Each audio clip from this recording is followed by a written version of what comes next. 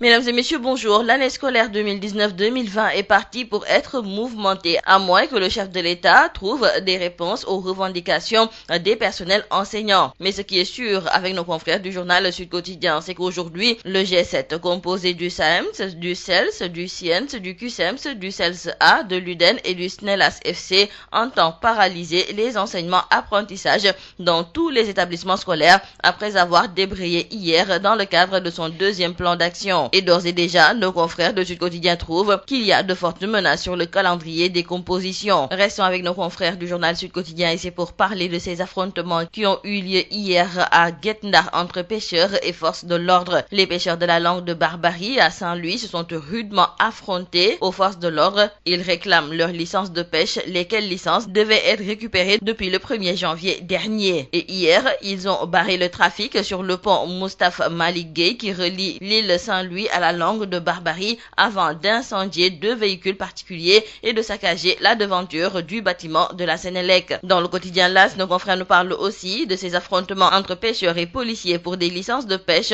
Nos confrères nous indiquent qu'hier, c'était un mardi de feu à Guet Ndar. Le bilan de ces affrontements est lourd car nos confrères du journal Tribune nous parlent de ces éléments du GMI blessés, de plusieurs arrestations, des voitures et pirogues calcinées, de l'agence de la Sénélec saccagée et du siège de l'OMVS incendié. Dans le journal Les Échos, nos confrères nous parlent aussi de ces manifestations des pêcheurs de Guet Ndar et ces affrontements, nous disent nos confrères, ont occasionné une explosion d'une réserve d'essence située sur la berge où étaient amarrées des dizaines de pirogues. Et le feu n'a pas tardé à se propager et c'est ainsi qu'une dizaine de pirogues ont été consumées par les flammes sous le regard impuissant des propriétaires et des manifestants. Ironie du sort, les manifestants qui réclamaient des licences de pêche se retrouvent avec leurs outils de travail consumés par les flammes. Dans le journal Dakar Times, nos confrères nous reparlent de ce contrat signé entre la Sénélec et la société privée Aquilé le 11 février 2019, un contrat qui cache des énormités qui devraient interpeller la conscience de ses auteurs. Et selon nos confrères de Dakar Times, ce contrat a été signé au détriment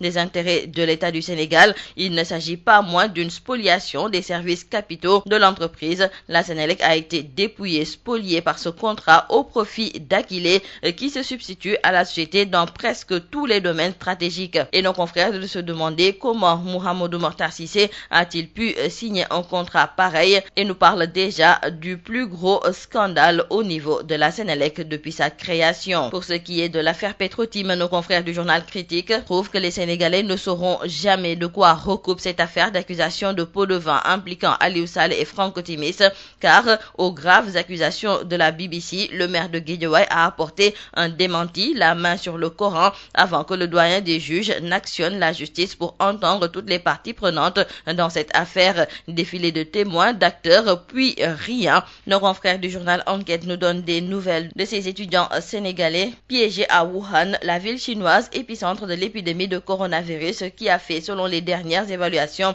425 morts et 20 000 personnes contaminées. Contraints de rester dans le couloir wuhanais de la mort, les étudiants sénégalais attendent stoïquement la délivrance. Et pourtant, nous disent nos confrères, le Maroc, la Tunisie et l'Algérie ont pu rapatrier leurs nationaux directement chez eux. Le Sénégal a rattrapé son retard en matière de prise en charge des maladies cardiovasculaires. L'information a été donnée par 2 grands maîtres, à savoir le professeur Serigne Abdouba, cardiologue, et le professeur Mohamedou Ndiaye, un spécialiste de la chirurgie cardiaque. Dans le quotidien Le Soleil, nos confrères nous parlent donc de l'ouverture d'une unité de coronarographie à l'hôpital Aristide Le Dantec qui a permis au Sénégal de réaliser des économies de l'ordre de 7 milliards de francs CFA sur les évacuations des malades vers l'étranger depuis 2015. Et en matière de chirurgie cardiaque, le Sénégal est dans le peloton de tête. Et nous terminons par nos confrères du journal Libération qui nous font des révélations concernant l'enquête de la police sur l'affaire Ndioba Seck, cette dame qui a été tuée à Pikine Guinaw Rail. Et l'on nous signale dans le journal Libération que Ndioba Seck